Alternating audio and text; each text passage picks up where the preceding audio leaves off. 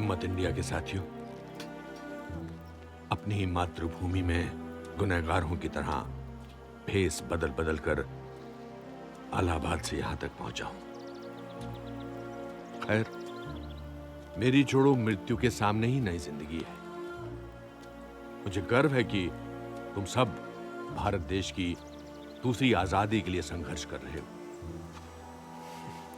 सरकार ने इमरजेंसी थोपकर जनता की जो आवाज दबाई थी, वो आज आक्रोश की फसल बनकर उगाई है and I am very proud of you.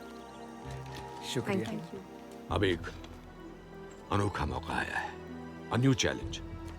Government में हमारे कुछ सपोर्टर्स ने हमें बताया है कि पीएम ने फॉरेन डेलीगेट्स को बुलाकर गौरव सभा का आयोजन किया है। इस कॉन्फ्रेंस में बेशर्मी से झूठ बोला जाएगा और प्रचार होगा कि देश में सर्वत्र लोकतंत्र की लहर है और इस आजाद देश में कोई अत्याचार नहीं हो रहा है। तो हमें उन विदेशियों के सामने झूठ के इस उत्सव को उद्ध्वस्त करना ही होगा। आप सब तैयार हैं? बिल्कुल बिल्कुल। लेकिन नाना जी, सत्याग्रह और शांति से कुछ नहीं होगा। इमरजेंसी को 15 महीने हो गए हैं और ऐसे ही चलता रहा ना, 1 साल 2 साल तो लोग मरते रहेंगे, डरते रहेंगे, हमारे लीडर्स जेल में सड़ते रहेंगे, हम लोग कब तक पर्चियां बांटते रहेंगे? Stop it Shivam. शिवम, गुस्से में बड़ी ताकत होती है। गुस्सा बचा कर रखो और याद रहे कि शुरुआत से हमने फैसला किया है कि हथियार ना उठाना ही हमारा हथियार होगा। लेकिन हाथ जोड़ के तो हमें कभी हक नहीं मिलेगा। शिवम, अब और कोई बहस नहीं। तो हम उस विदेशी डेलीगेशन के सरकारी तमाशे में जोर शोर से विरोध करेंगे और उसकी प्लानिंग आज से ही शुरू की जाए। ठीक है? जी बिल्कुल। जी नाना जी। इंदु, मेखला ने तुम्हारी आप बीती बताई। अफसोस हमारा संगठन तुम्हें उन बच्चों के बारे में ज्यादा कुछ नहीं बता पाया। मुझे समझ नहीं आ रहा मैं क्या करूं। बेटी, वो झरना होता है ना, झरना पहाड़ों से गुजर कर भी अपना रास्ता निकाल लेता है, किसी भी हालत में, किसी भी दिशा में। नाना जी, मैं समझी नहीं। मैंने सुना है कविताएं लिखती हो। अपने आक्रोश को आंसुओं में ढालकर कुछ भी लिख सकती हो। क्रांतिकारी कविताएं लिखो।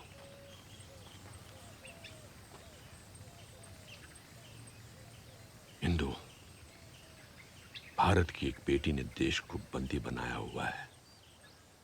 तुम वो बेटी बनो जो देश को मुक्ति का मार्ग दिखा सके।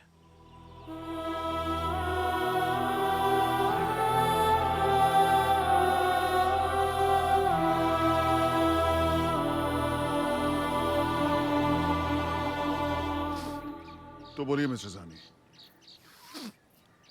ये फॉरेन डेलीगेट्स की गौरव सभा के लिए कितने तैयार हैं हम? ये देखिए सर। शुभ विवाह रमेश और वीणा, ये किसकी शादी का न्योता है? सर जरा इनविटेशन तो पढ़िए। एक्टिविस्ट लोग नकली शादी का कार्ड छापकर सरकार के खिलाफ आपस में मैटर एक्सचेंज कर रहे हैं। अरे पर ऐसे में आप लोग क्या कर रहे हैं, ये तो बताइए मुझे। We are on it sir. In fact हमने कार्ड्स पर छपे एड्रेस का पता लगाकर कुछ लोगों को पकड़ भी लिया है। और पकड़े गए कुछ लोगों से हमने पता किया है सर कि केटरिंग सर्विसेज के कुछ लोग हैं जो टिफिन्स में पर्चे छुपा छुपा कर घर घर भेज रहे हैं। और यहाँ तक कि सर, तिहाड़ जेल से निकले हुए क्रिमिनल्स भी विरोधियों का साहित्य अंदर से बाहर पहुंचाने में उनकी मदद कर रहे हैं। हमारी इंटेलिजेंस ब्यूरो ने ऐसे काफी विरोधी ग्रुप्स का पता लगाया है और हमारी नजर है उन पर। सानी, किसी को छोड़ना मत, सबको पकड़ लो। कोई जरा सा भी शकमंद लगे उसे उठाकर जेल में डाल देना, मीसा के तहत।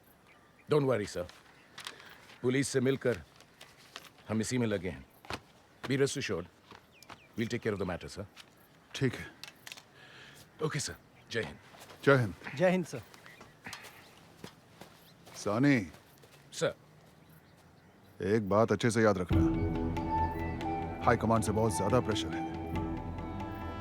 फॉरेन डेलीगेट्स के सामने अगर थोड़ी सी भी चूक हुई ना, तो मेरी कुर्सी तो जाएगी ही, तुम लोग भी अंडमान में नजर आओगे। Got it? जी सर जय हिंद।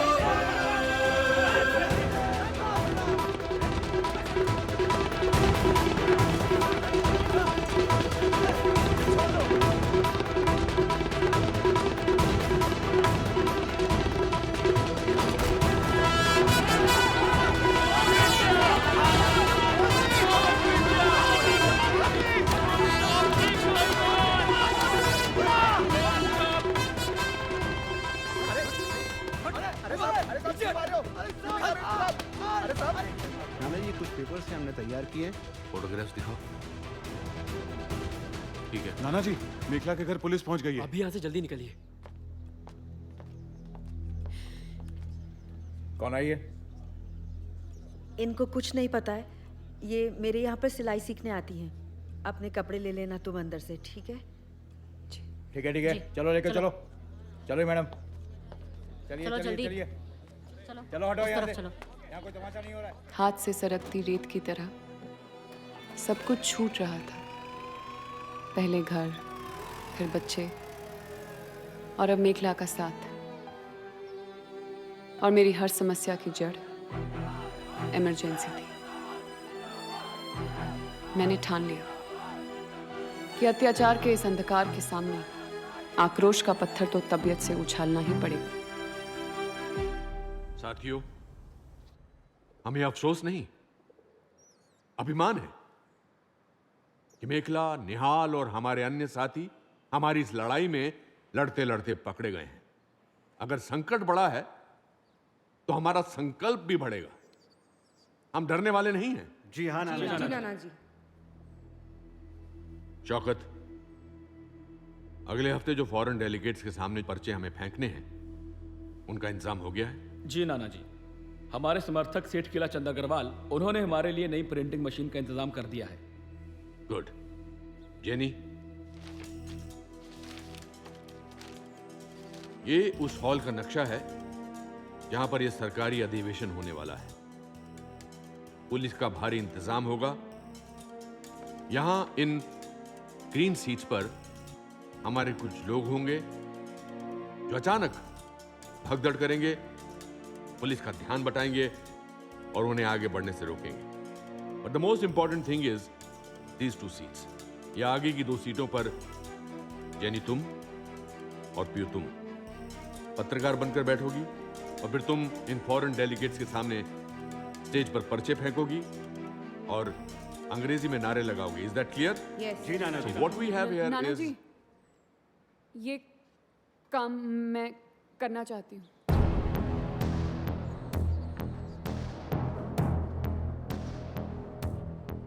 ये काम इतना आसान नहीं है। गिरफ्तार हो सकती हो। कर पाओगी? अभी नहीं तो कभी नहीं कर पाऊंगी।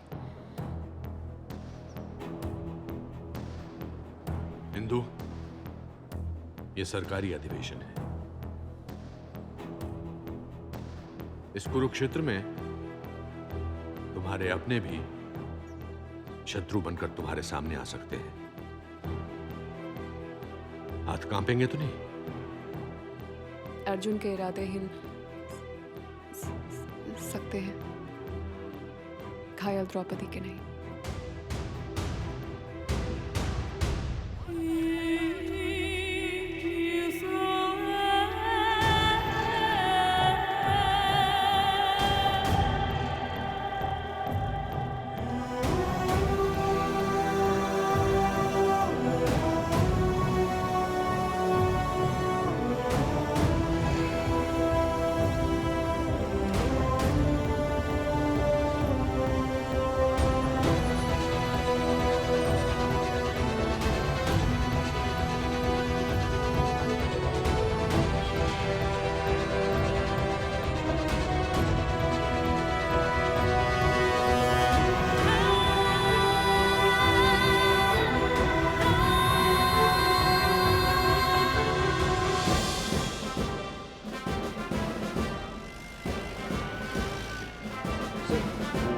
कार्ड।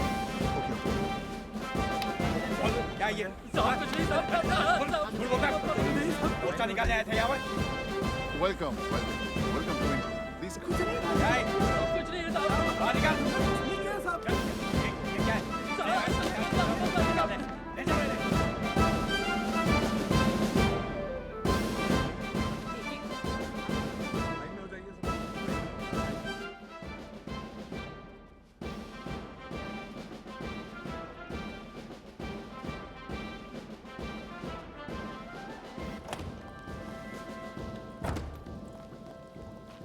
ये लो पर्चे और प्लान के मुताबिक भागने के लिए गाड़ी पीछे खड़ी रहेगी। और नाना जी ने कहा है कि जब तक उनकी तरफ से कोई संकेत ना मिले हम सबको अंडरग्राउंड रहना होगा। ठीक है? संभाल के। All the best. चले?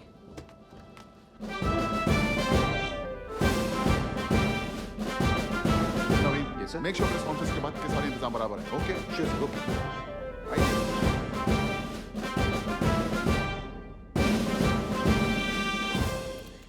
Good evening.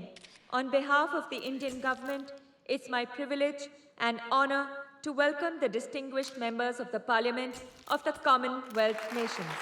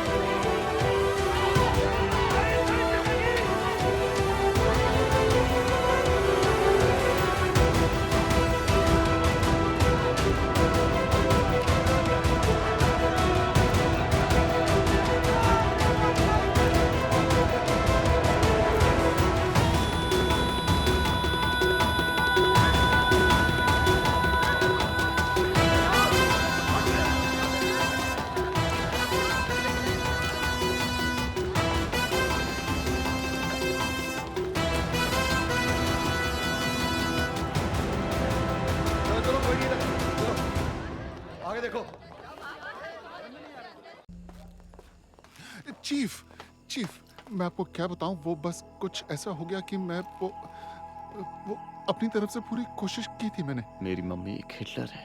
हाँ। नहीं चीफ, ये कैसी बातें कर रहे हैं आप? बिल्कुल नहीं चीफ। पर सारी दुनिया तो कह रही है तुम्हारी गलती की वजह से। सॉरी चीफ, मैं वो तुम्हारे सॉरी कहने से सोवियत रशिया में सीटियां और अमेरिका में तालियां बजेंगी। बीबीसी तुम्हारे सॉरी पे एक्सप्रेशन ब्रॉडकास्ट करेगा। तुम्हारी लापरवाही की वजह से देश तो छोड़ो, पीएम का भी अपमान हुआ है। चीफ, मैंने पुलिस और आईबी सबको मैंने तुम पे इतनी बड़ी जिम्मेदारी सौंपी थी and you failed.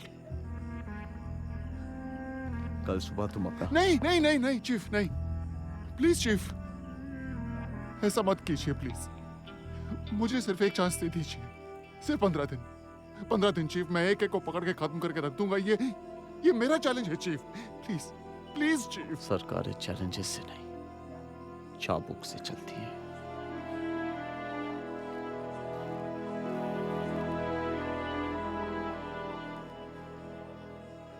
Last chance दे रहा हूं, पकड़ो उनको और एक एक की परेड कराओ। Yes chief. Thank you chief, thank you. आइए फरजाना जी।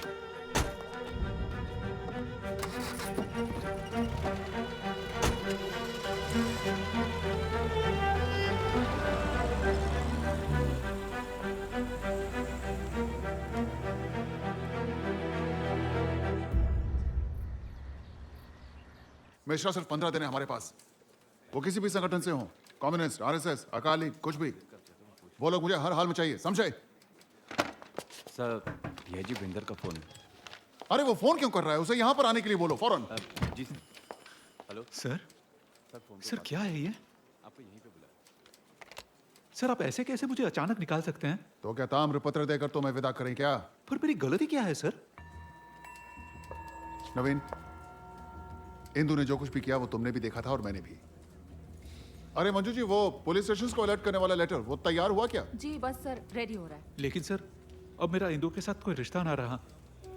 मैं ऑलरेडी तलाक फाइल कर चुका हूँ। अब मंजू जी बाजवा जी से पूछ लीजिए। आप लोग बोलिए ना कुछ। अरे वो तुम्हारी बीवी है कि नहीं, इस पे इंक्वायरी कमीशन बिठाऊं क्या?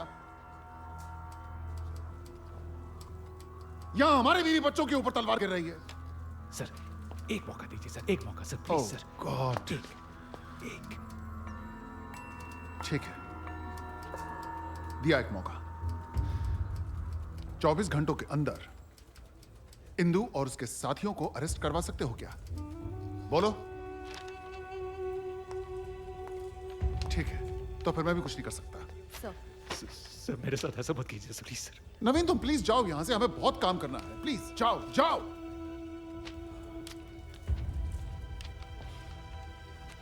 और सुनो सर,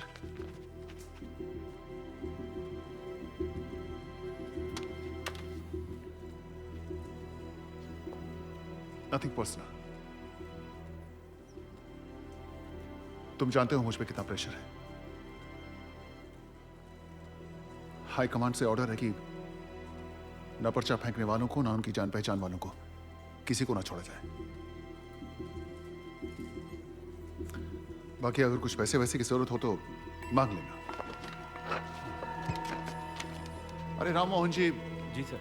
वो होम सेक्रेटरी कितने बजे आने वाले थे? सर 11 बजे।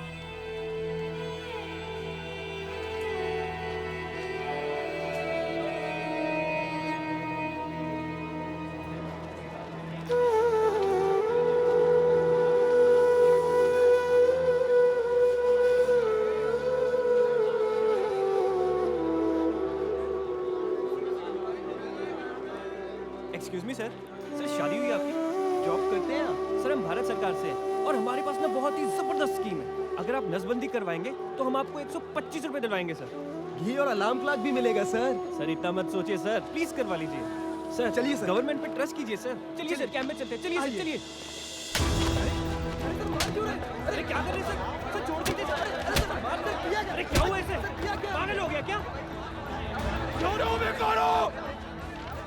नवीन सरकार, मिनिस्ट्री ऑफ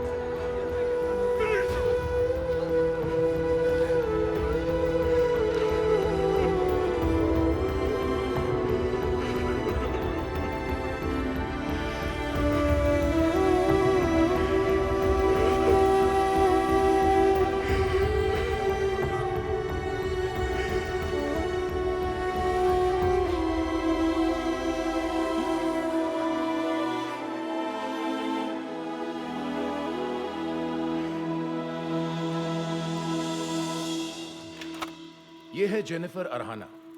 ये उस होटल में काम करती थी जहां कॉमनवेल्थ पार्लियामेंट्री प्रेस कॉन्फ्रेंस हुआ था, और वहां तक पर्चे पहुंचाने का काम भी इन्होंने ही किया है। अच्छा। But well, she is now in our custody.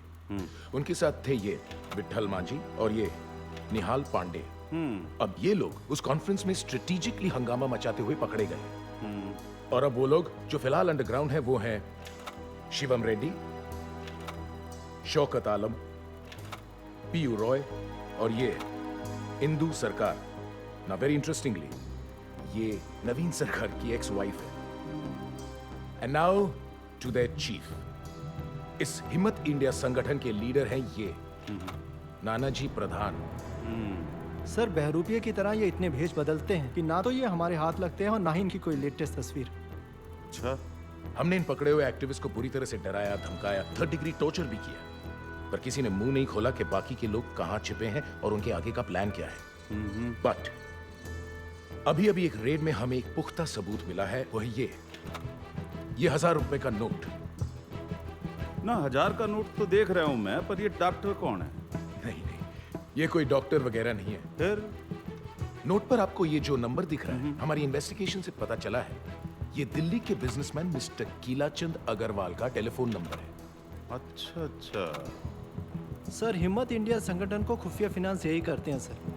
अच्छा, हाँ तो दिक्कत क्या है, अरेस्ट कर लेते हैं इस सेठिए को। Lobo, lights please. Sorry Mishra ji, लेकिन हम कबड्डी नहीं, चेस खेल रहे हैं। और चेस में दुश्मन की नजर पर नजर रखनी पड़ती है, उन्हें गलती करने का मौका दिया जाता है। वहां ओमनाथ जी की तबीयत पे असर पड़ रहा है। चीफ ने 15 दिन का टाइम दिया था, 11 दिन बचे हैं। के जवाब दूं जाके, क्या कहूं उनसे? इत्मीनान रखिए मिश्रा जी, जितना प्रेशर आप पर है उतना हम पर भी है। हमारी आईबी सर्विलेंस टीम गिलाचंद अग्रवाल और ऐसे कई सस्पेक्ट्स पर दिन रात नजर रखे हुए हैं। So now it's just a matter of time, trust me.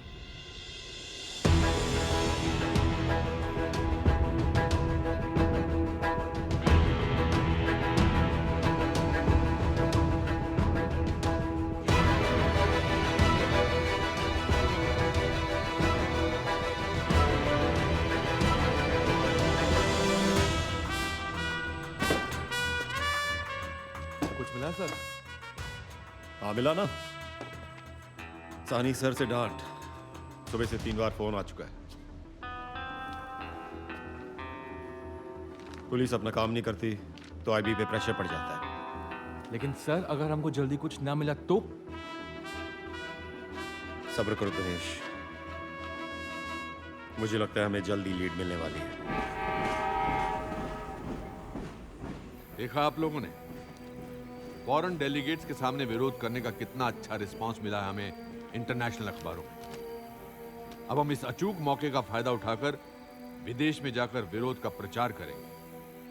मैंने तय किया है कि शौकत, तुम, पीयू और इंदु, तुम लोग विदेश जाओगे। तुम लोगों के आने जाने का खाने का इंतजाम किलाचंद जी करेंगे। शिवम, किलाचंद जी से फोन करके मेरी मीटिंग फिक्स करो। ओके? क्या हुआ? नाना जी, मुझे अब इस नपुंसक लड़ाई पे बिल्कुल भी भरोसा नहीं रहा है। नपुंसक लड़ाई मतलब? वहाँ हमारे साथियों पे पुलिस 3rd डिग्री टॉर्चर कर रही है। यहाँ विदेश जाने की बातें कर रहे हैं, अहिंसक प्रचार की बातें कर रहे हैं। ये नपुंसकता नहीं तो और क्या है? जब तक कोई बड़ा धमाका नहीं होता ना नाना जी, ये बहरी सरकार सुनने वाली नहीं है। हमें अब कुछ बड़ा करना होगा। तो तुम चाहते हो कि हम हथियार उठाएं, खून बहाएं? हाँ, अगर जरूरत पड़े तो बेशक।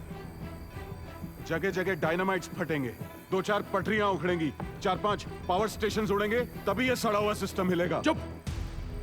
हम डकैत या बागी नहीं है, वैचारिक सेनानी है। ऐसी बातों से सिर्फ तालियां बजती हैं नाना जी, तखत नहीं बदलते। शिवम, अगर हम भी हिंसा करेंगे तो क्या फर्क रह जाएगा हम में और उस तानाशाही सरकार में? तुम्हें बात समझ में क्यों नहीं आती कि अगर हम भी हिंसक हो गए तो ये झूठी सरकार दुनिया के सामने नकली आंसू बहाएगी, इंटरनल सिक्योरिटी के नाम पर इमरजेंसी लागू रहेगी। मुझे नहीं समझना, आप उतारते रहिए अपनी बांझ अहिंसा देवी की आरती। आज से आप लोगों का और मेरा विरोध का तरीका अलग है। शिवम रुको, जाने दो इसे। सच कहते हैं, क्रांति अपने बच्चों को खा जाती है।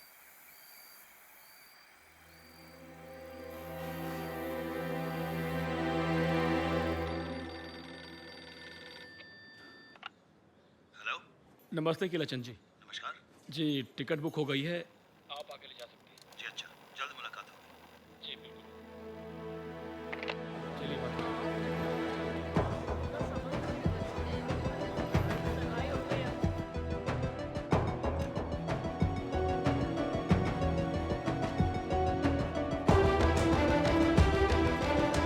सर वो कहीं जा रहा है।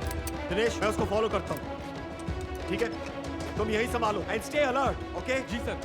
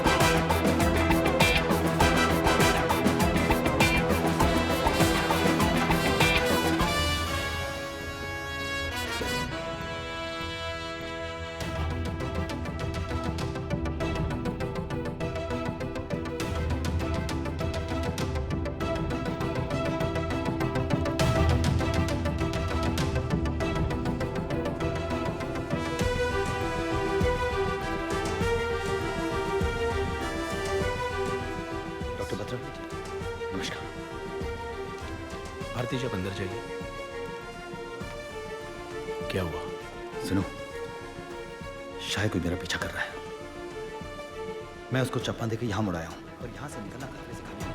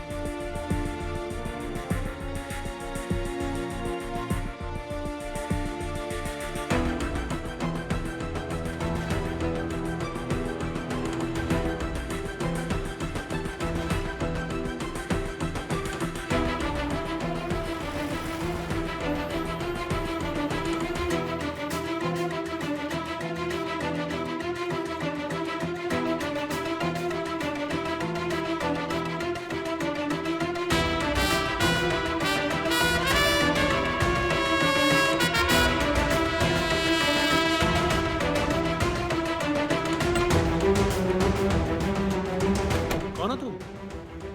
I'm from Intelligence Bureau. कीला चंद का है।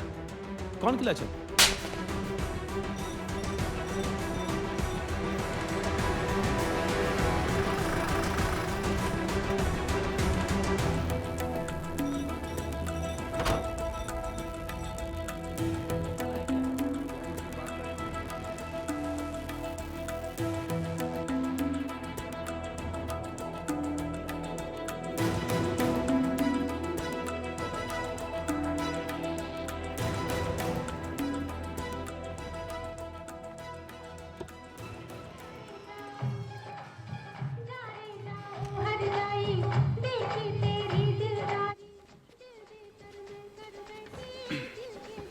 नमस्ते नाना जी। देर से आने के लिए क्षमा चाहूंगा। सावधानी बरतने के लिए कहीं रुकना पड़ा। ये उन विदेश जाने वाले लोगों के कागजात हैं जो हमारी मूवमेंट को आगे बढ़ा रहे हैं। आपकी मुहिम के लिए छोटा सा तोहफा स्वीकार कीजिए। किलाचंद, देश की दूसरी आजादी की लड़ाई में तुम्हारा योगदान अनमोल है। कैसी बात कर रहे हैं नाना जी?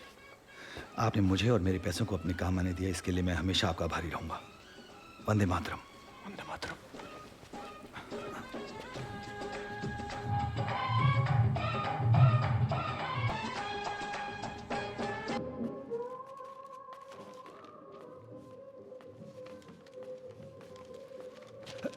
अरे कीला चंद जी। कीला चंद जी। हाँ हाँ पता है।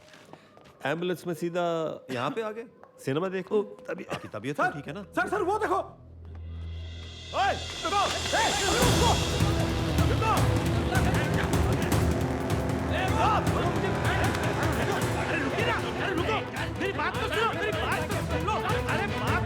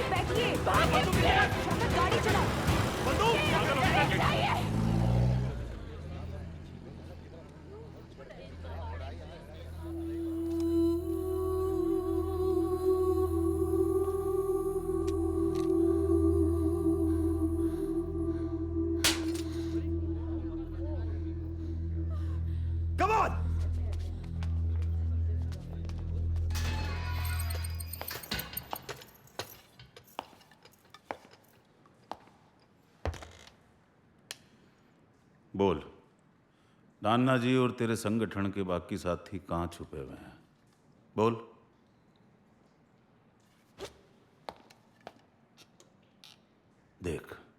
ये सरकार तुम लोगों को छोड़ देगी नहीं। तू और तेरे संगठन के सारे लोग ऐसे ही सारी जिंदगी जेल में घिसटते रहोगे और सड़ते रहोगे, समझी? और तुम लोग जिंदगी भर माँ बेटे की गुलामी करते रहोगे। गुलाम गुलाम गुलाम दिख रहे हैं हम तने, हैं? दे इसे 3rd डिग्री।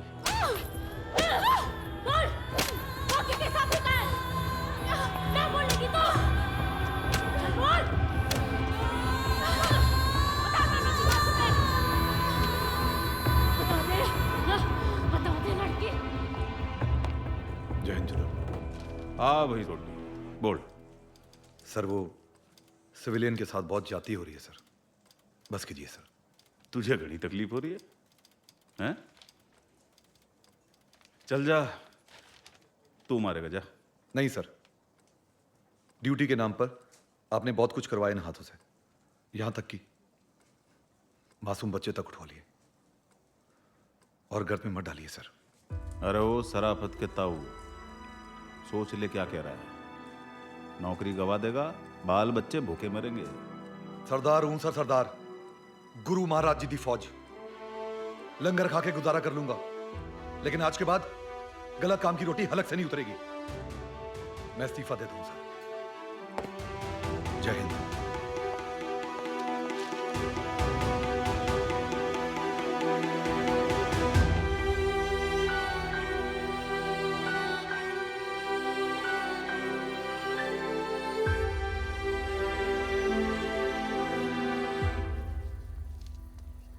नमस्ते चीफ।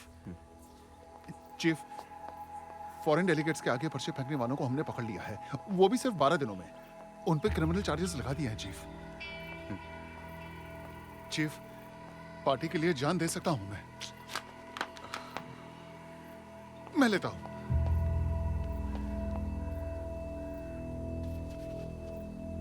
पार्टी के लिए जान दे सकता हूं। ओमनाथ जी, चालू का रेता छोड़िए, देश सेवा में ध्यान दीजिए। चीफ,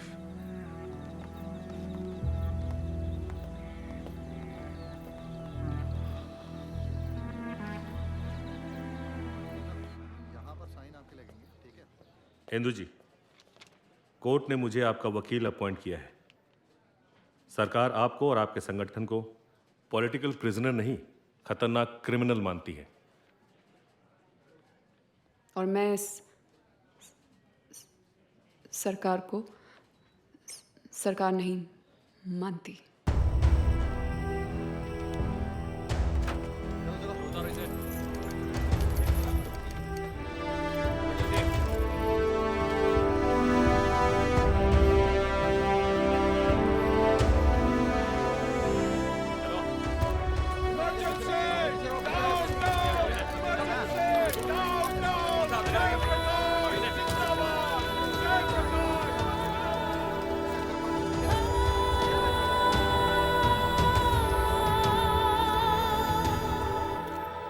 आप देश विरोधी प्रवृत्ति में अगुवाई करते थे।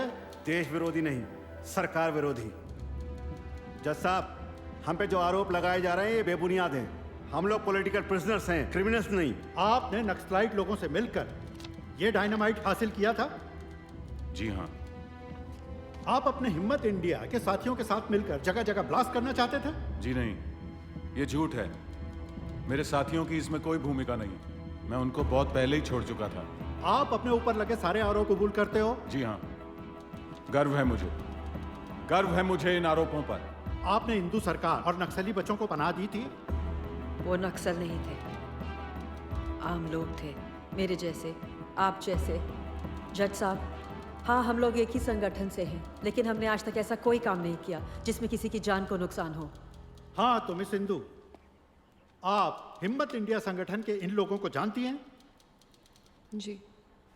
आपने विदेशी मेहमानों के सामने सरकार विरोधी पर्चे फेंके थे? जी। आपने और आपके साथियों ने मिलकर नाना जी के नेतृत्व में देश के खिलाफ हिंसा का प्रचार किया था। नहीं नहीं। क्या आपने पुलिस ऑफिसर की रिवॉल्वर छीनकर नाना जी की भागने में मदद नहीं की थी? बताइए। You know, you are a threat to internal security. Do you accept it? जवाब दीजिए मिस सिंधु। हो गया, पढ़ लिया आरोपनामा? जज साहब, मैं मानती हूं कि मैंने विदेशी मेहमानों के आगे नारे लगाए थे और पर्चे भी फेंके थे। नो योर ऑनर, सिर्फ पर्चे नहीं फेंके थे। इन्होंने अपने साथी शिवम रेड्डी के साथ मिलकर रेल की पटरी और पावर स्टेशन को डायनामाइट से उड़ाने का प्लान किया था। नहीं, हमने ऐसा कुछ नहीं किया था। हमने सिर्फ एक अहिंसात्मक विद्रोह किया था। करना पड़ा। आज दुनिया के सबसे बड़े लोकतंत्र में सब चुप हैं, और अगर सब चुप हैं तो किसी ना किसी को तो चीखना पड़ेगा। अगर मेरी चीख गुनाह है तो हाँ, मैं गुनहगार हूं। आज 30 साल की आजादी 20 सूत्री प्रोग्राम के तले दबी हुई है। नसबंदी, प्रेस बंदी, मोर्चा बंदी, हर तरफ पाबंदी। ऐसा लग रहा है जैसे पूरी की पूरी मानवता मीसा के तहत जेल में बंद है और बोलने की आजादी को रोज फांसी दी जा रही है। Miss Sindhu, please come to the point. कौन सा पॉइंट? सारा देश भटक गया है पॉइंट से। कुछ लोग कहते हैं कि देश में अनुशासन है। अनुशासन नहीं, शासन का डर है। Miss Sindhu, enough, enough is enough. Mister prosecutor, let her speak.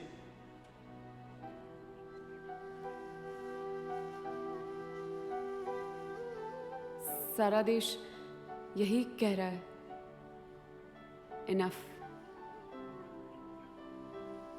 तो क्या सारे देश को जेल में डाल देंगे? जज साहब, मैं कोई क्रांतिकारी नहीं हूं और ना कभी थी। मैं देश के बाकी लोगों की तरह एक मामूली सी चुपचाप सी जिंदगी जिए जा रही थी। मेरे पति सरकारी अफसर थे, फिर भी मुझे नहीं पता चला कि इमरजेंसी कितनी बड़ी बला है। एक दिन यूं ही चलते चलते मैं गली में मुड़ गई और अचानक से मेरे सामने 2 बच्चे आ गए।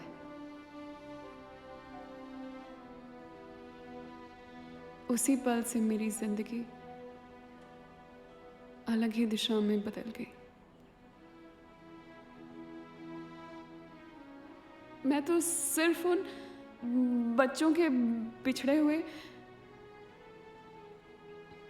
माँ बाप ढूंढ रही थी, और वो बच्चे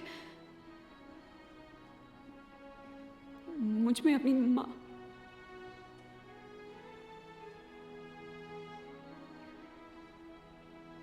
वो बच्चे कहाँ हैं, किस हाल में हैं, किसी को नहीं पता।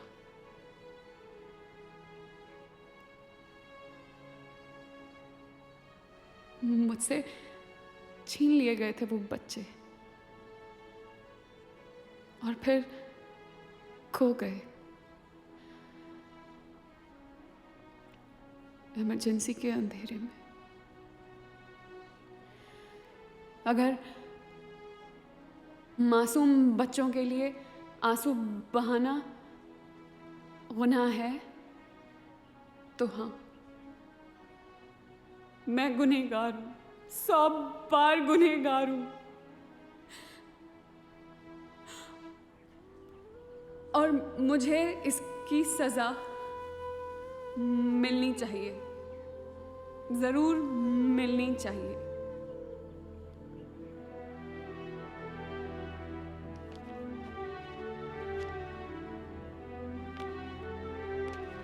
कोर्ट के इतिहास में ऐसे मौके बहुत कम आते हैं जब आरोपी के असली मकसद की बारीकी को हम समझ पाते हैं, हम उसे सहानुभूति से देख पाते हैं, पर फिर भी कुछ कर नहीं पाते। इंदु और उनके साथियों के आक्रोश को समझते हुए भी अदालत आखिरकार आज के कानून के आगे लाचार है। Court is adjourned till 3rd February for the next hearing.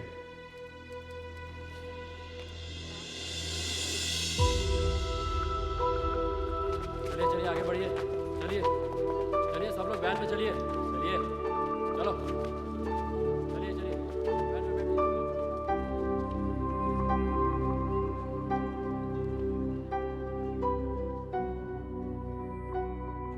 Indu, court में तुम्हें बोलते सुनकर लगा कि मैंने इस आवाज को दबाना चाहा था। दरअसल तुमने मुझसे शादी की थी और मैंने अपने सपनों से, एम्बिशन से, जिन्होंने मुझे शैतान बना दिया था। कमाल है ना, गलतियां मैंने की और सजाएं तुम्हें मिली। मुझे माफ कर देना, यह कहने का तो मैं हकदार नहीं, पर हां, वो दो बच्चे अगर मिले तो मेरी ओर से उनसे माफी जरूर मांग लेना। इंदु, तुम एक बहुत अच्छी बीवी थी, और उससे भी ज्यादा एक निर्भयी औरत, एक सच्ची इंसान, तुम्हारा नवीन।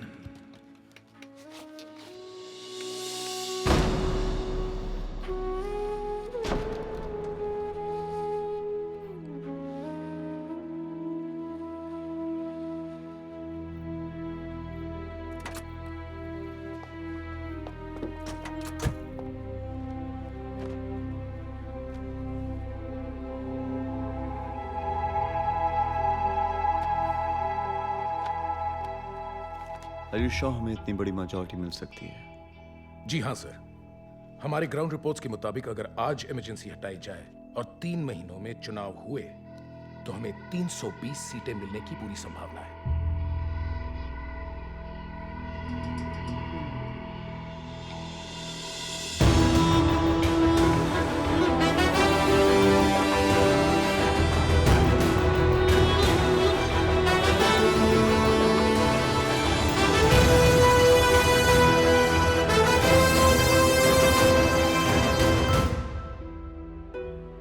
जनवरी 1977 को इमरजेंसी खत्म कर दी गई। 19 महीने की वो काली लंबी रात आखिर खत्म हुई। मुझे और मुझ जैसे सारे पॉलिटिकल प्रिजनर्स को रिहा कर दिया गया और हमारे खिलाफ सारे केसेस रद्द कर दिए गए। कहते हैं हर महान क्रांति की एक उम्र होती है, पर जब मैं बाहर आई तो मेरे सामने सारी उम्र पड़ी थी। मुझे नहीं पता था कि मैं कहाँ जाऊंगी, क्या करूंगी।